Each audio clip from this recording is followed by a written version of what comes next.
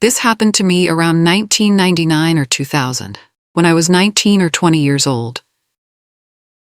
I'd recently ended a 5-year relationship with my then boyfriend, and finally mustered the courage to tell my junior high school crush, let's call him DN, about the feelings I'd been holding for him for the past 7 years, ever since we first met.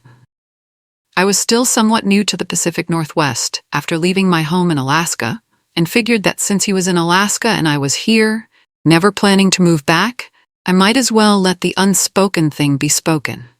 I expected to get the answer I was sure was coming, then move on with my life. I was pretty sure that once I laid down all my cards, he wouldn't want to be friends anymore, or would say something like he wasn't into me that way. I was expecting an awkward conversation at most. Much to my surprise, DN reciprocated my expression of sincere love. We'd been friends all that time, and though I never dropped hints to him about my feelings, I had told my closest friend. DN and I had even kissed once during our first school year together, and even though I'd wanted to pursue more, I never pressed the issue, giving him the chance to take the lead, which he never did. His words to me were poetic and full of promise. He said things like how he'd always had a thing for me and never knew how to approach me, how he was afraid I'd reject him and he'd be humiliated. The same kind of things I'd told him. 7 years later, having not the slightest clue he would react that way at all, it made me question my decision about never moving back to Alaska. After that phone call professing love for each other, the word never seemed so extreme. If I relaxed that decision, maybe I could have the opportunity for the relationship I'd wanted for so long. I had a great perk through a family member who was a pilot and was able to fly on a buddy pass standby ticket pretty often. So I decided to fly up to Alaska every couple of weeks to see DN.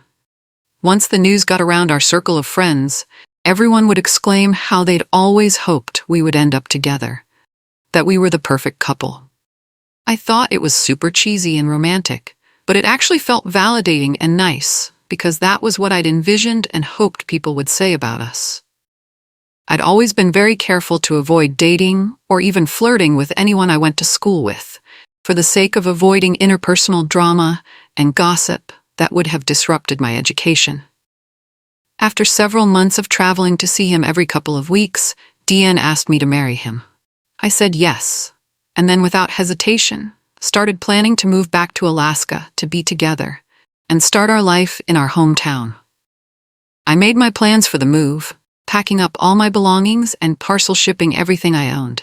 Thankfully, it wasn't much, because I was still so young and didn't own any furniture. DN and I were going to live together at his place, where he had a roommate. Let's call him Bicycle Man, or BM for short.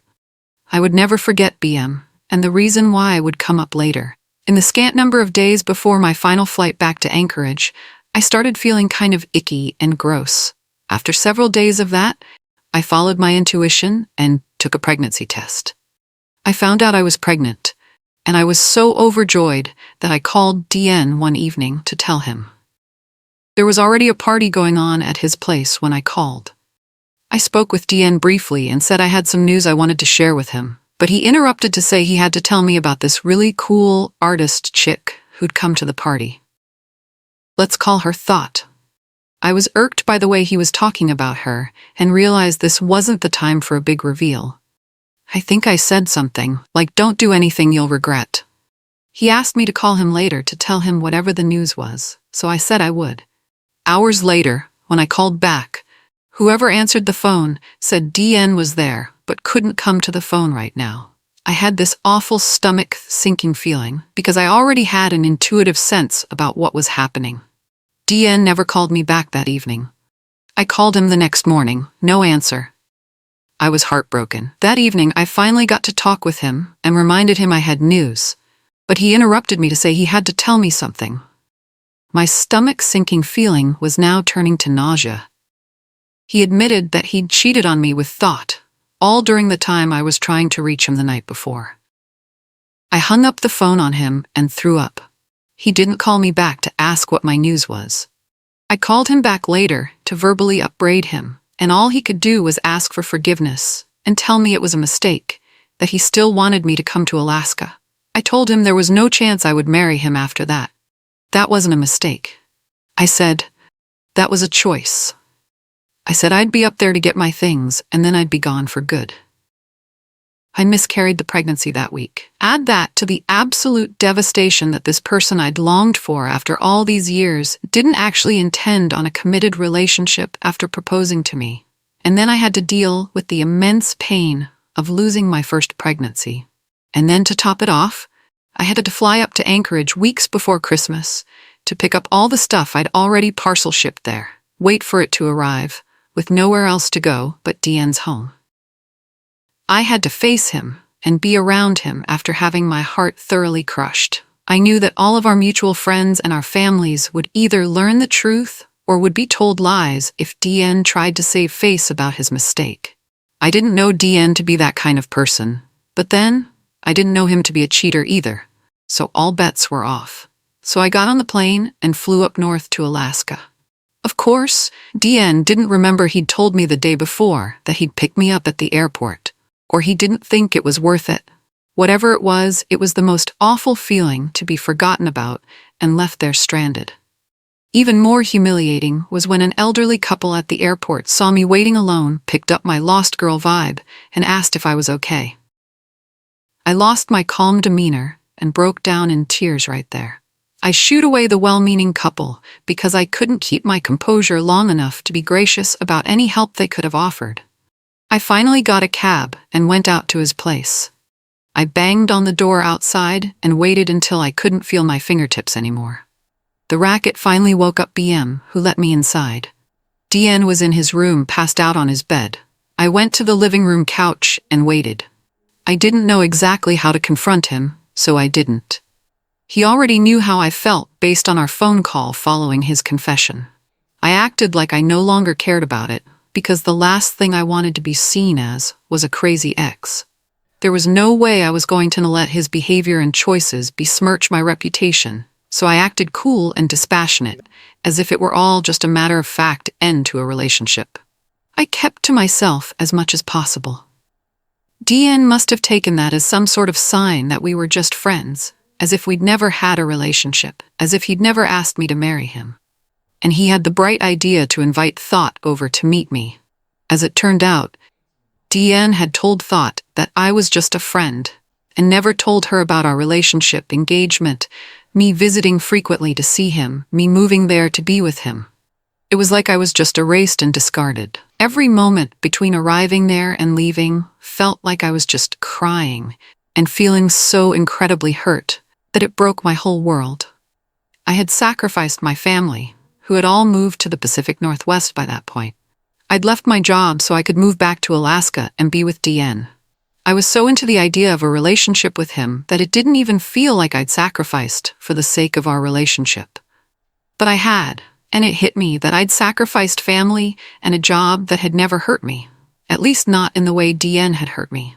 I regretted leaving them to be with Deanne and his empty promise of love. When the news spread to our mutual friends and his family, no one could understand why Deanne and I were split up. While everyone understood why I was crying and upset, no one really knew what to do with the constant stream of tears. I maintained my composure as the not crazy ex to the best of my ability. This all happened in front of people who'd known both of us for years. They were dumbfounded about Thought and what she was doing with Deanne. They put the puzzle pieces together themselves. I kept my mouth shut and only stated facts when asked. Yes, Deanne would rather be with her, so he was with her. I was here waiting for my things to arrive so I could ship them back. And then I was getting on the next flight out. One day out of the total 2 weeks I was there, BM came out of his room and saw me and my silent waterfall of tears. He just said to me that Deanne was a total asshole, and if he were BM, he'd be crying too. For some reason that made me feel better about the whole thing. BM was a muscly badass to a young woman like me, and for him to say that made me feel like the world wasn't such a cruel place after all. I still hadn't told anyone about the pregnancy or the loss, because even though I was grieving and in pain, if I mentioned any of that, I knew I'd be treated like a crazy ex making up stories to make him feel worse or make it all about poor me. I just didn't need any more drama on top of everything else. I suffered in silence and perfected the art of crying without making a sound so that I wouldn't draw anyone else's attention to my grief. Over those 2 weeks, DN invited Tot over frequently. He probably thought it was no big deal to me. He wasn't thinking about me or how his behavior was affecting me. I was in a state of shock. I never thought he would treat me like that after I'd known him for so long and had never seen him behave in that way. I stayed on the couch while the two of them had their fun in DN's room, within earshot. That move was such an asshole thing to do that I was still surprised it didn't instantly place his likeness in the dictionary under the definition of sociopath. I didn't have the energy to confront DN or to argue about why doing something like that was cruel and heartless. If he didn't know that already, me telling him wasn't going to teach him the basics of empathy. I was so angry at him that I wanted to hurt him even worse than he'd done to me. Before I left, I concocted a plan to poison his new relationship with Thought. This was where the revenge plot came into play. I was bisexual, and I knew that Thought was at least flexible in that regard. Obviously, she was willing to move fast with someone. So at yet another party night, a seemingly regular occurrence at that house, I got Thought all to myself before she got drunk, for long enough to seduce her. I shut both of us in DN's room. Meanwhile, everyone else was getting too drunk to notice that anything could have been happening in there. DN was occupied with the guests and may not have noticed we were missing. After we were finished, I told her why I was there and told her about my history with DN. With an icy and dispassionate apathy that illustrated how much DN was dead to me, I told her that if he cared about me enough to propose to me and then do what he did with her after I'd known him for years, just imagine what he'd do to her. Suddenly she understood why I'd been so somber when I was introduced to her. She had no idea I was anything more than an innocent friend of DN's. She didn't know why I was in Alaska or why I was waiting for boxes. She didn't know anything. She felt profoundly guilty and regretful, despite the fact that she hadn't known any better. She'd been deceived, and I'd been too gracious to lose my cool or cause a scene at a house party or in front of anyone else, as would have been expected. When I was in private with her, I told her everything, including how I'd pined after him since I was 12 years old because my adolescent hormones didn't know better. DN walked in on us and must have assumed that nothing was wrong, only because nothing violent or terrible was happening in the moment. That was either hubris or drunkenness on his part. There was no confrontation. The party went on, and Thought left. The next day, DN asked me what I was doing with Thought. I said to him that she was an easy piece of ass, and I wasn't surprised he was able to get busy with her the same day he met her. I just happened to do the same thing he did. The look on his face seemed to suggest that his manhood had shriveled and inverted into his body. He looked more mortified than I'd ever seen him. I still played my poker face. He didn't know what to say after that, so he said nothing and changed the subject. I made him feel just as small and insignificant as he'd made me feel. Mission accomplished, or so I thought. But there was more. I got my belongings finally and shipped them all straight back to where they came from. I got myself on another flight out of there a day or so later. I didn't ever see Thought again. I didn't hear from DN again for the next 5 years. 5 years later, I was married and had just learned that week that I was pregnant with my first child. I got an email from DN. He'd tracked me down through social media back in 2005. He said he wanted to catch up with me, so I obliged him with a phone call, thinking I was going to gloat about being married and having a kid. DN told me all about all the karma that went down after I left. He said I didn't go crazy while I was there, but whatever I did planted a seed that grew into something that destroyed his life.